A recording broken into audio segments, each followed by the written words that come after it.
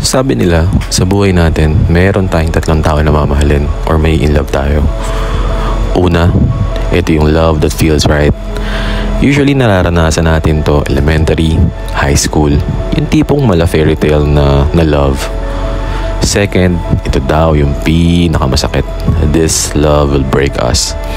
Eventually, we fell in love genuinely with an expectation na hindi tayo masasaktan. But in the end, wala pa rin. Nasasaktan pa rin tayo. And then third, ito daw yung love that lasts. After the first and second, we go through life, we move on, chill, and then possibly searching for someone. And then eventually, hindi natin namamalayan, mayroong isang tao na darating sa buhay natin and babaguhin yung buong buhay natin. So, ayan. I believe we've reached this part already. If you're seeing this video, I'm pretty sure na the proposal has been completed already and pinapanood natin to. It's actually February 15 tonight, so I know you're already sleeping siguro, kakadating mo lang sa field trip, but yeah, I can say that this is it.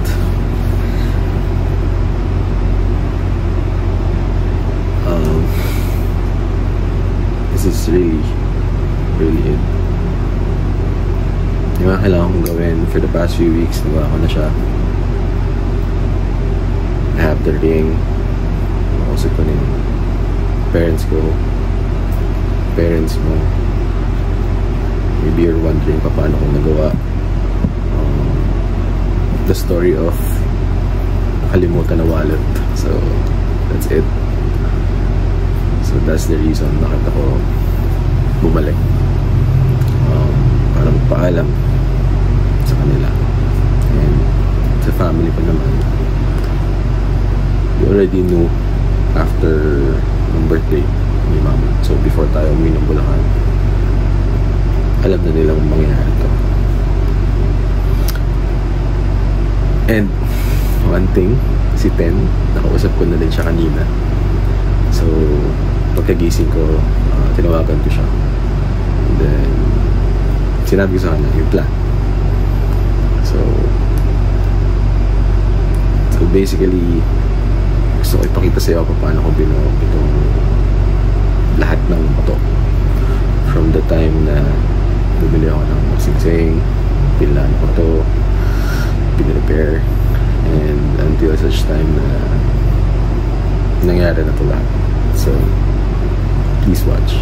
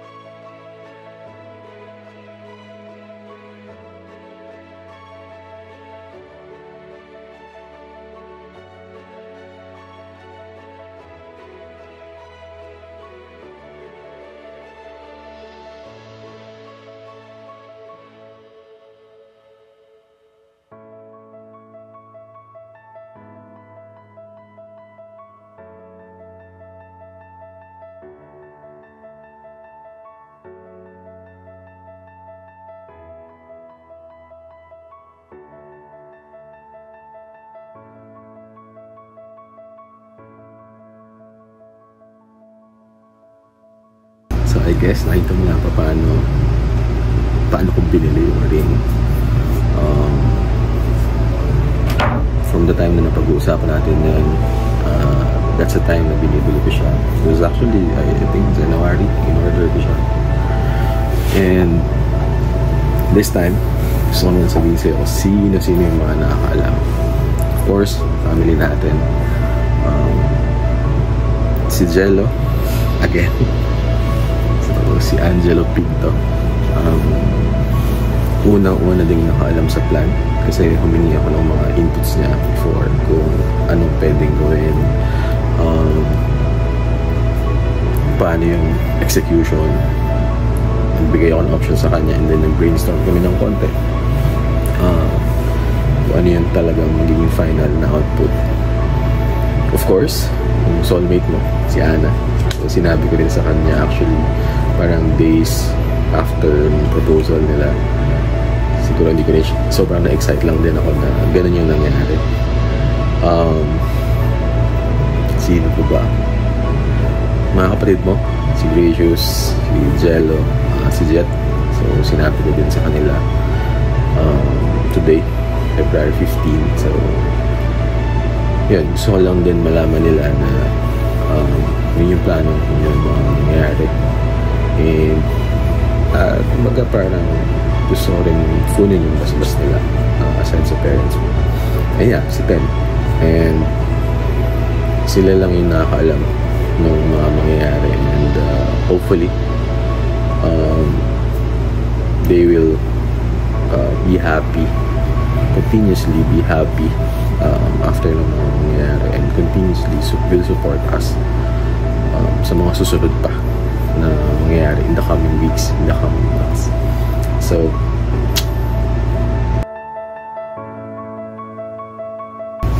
ang next naman ipapakita ko sa iyo is yung basically yung preparation.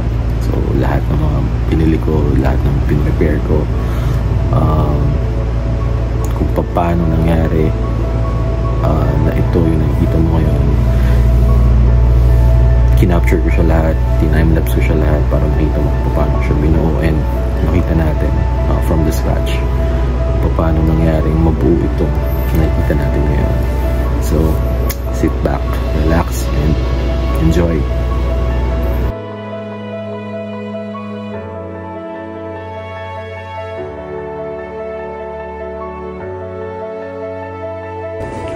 So andito na ako sa condo. So ito yung flowers, ito yung view. So dito ko iaayos mamaya yung proposal setup natin. Ito yung mga gamit. So yung power banks, ayan yung mga LED strips and LED candles. So meron din tayo dito camera, GoPro. So try natin i-capture as much as possible. So itong lamps natin and yung Merimine LED.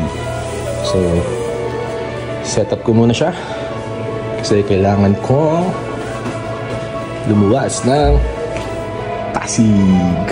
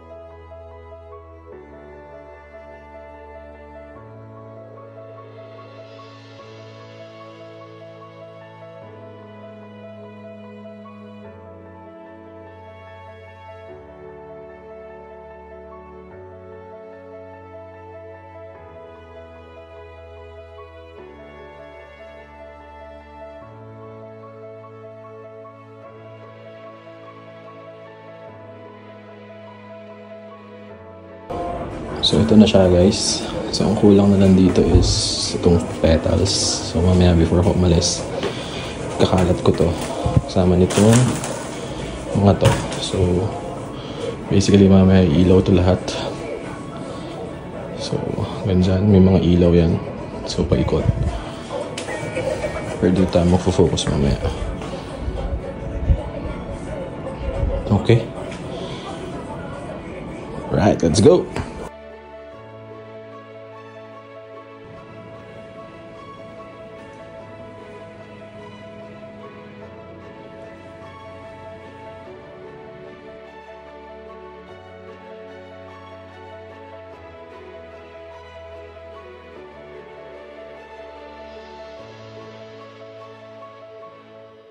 And of course, since nakita mo na paano ginawa yung setup, hindi pwedeng mawawala yung actual footage ng proposal itself.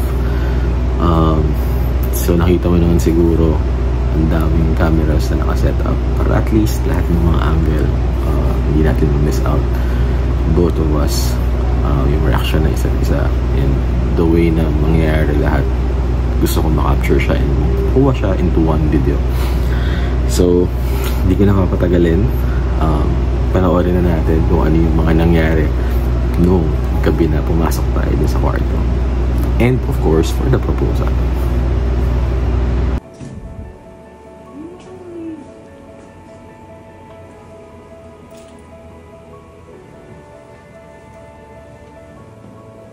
Love!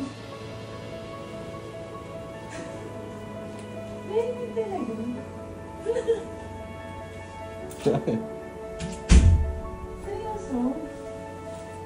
Bakit? Bang nagloloko ako. Ano yun? Uy! Bilisan mo na! Gusto ko lang yung cake. Hello. Surprise. Today's the day when I decided to put our relationship to the next level. So I've been preparing for this one since late last year. Since last year? Late last year. Late last year. And during that time, ang daming fears sa sarili ko na naisip ko. Okay, yung gusto ka na yung ring. Yung fear na baka mag-blow ka. Sabi ko nga, hindi ko siya gagawin in public. Kasi baka ngayon mag-blow ka. Yung fear na baka hindi mo abot yung mga expectations mo.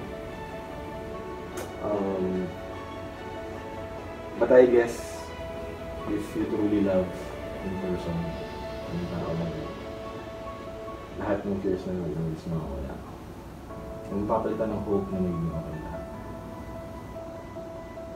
We both knew our relationship. Our relationship started not majority of the couples the way they started. We had our own lives, we had our own goals, our own dreams back then.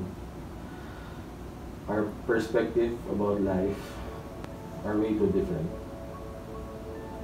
But who would have thought na nandito tayo today, tonight.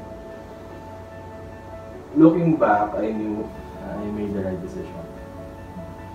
Fighting for the love that we deserve. We both deserve. Ngayon, we will open a new chapter. Papasa na ba tayo? Ito na yung simula. Ito na yung simula nun. And this will be the beginning of our lifetime together.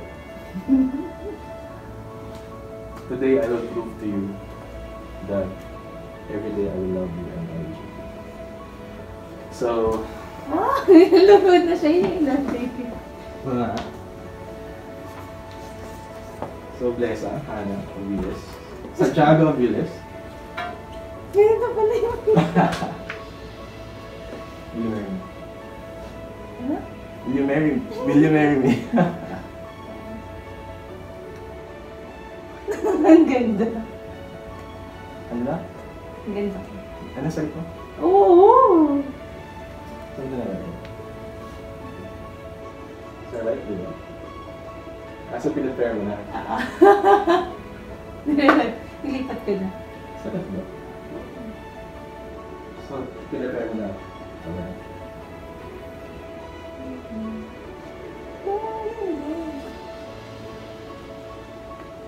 Mm. Hindi ako na-surprise. Alam ko. Bakit? Alam ko. Ano nga yan? Sure ka na? Sure ka na? Obviously. Obviously. Wala, at least di pa alam yung tsura.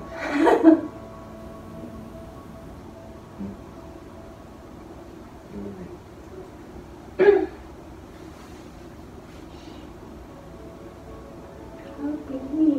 Hindi ka na pagod sa ginawa ko.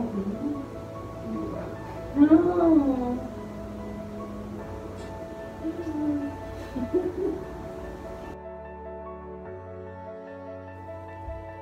Ikaw, nakita mo na ba yung third person mo? Ako kasi, nakita ko na.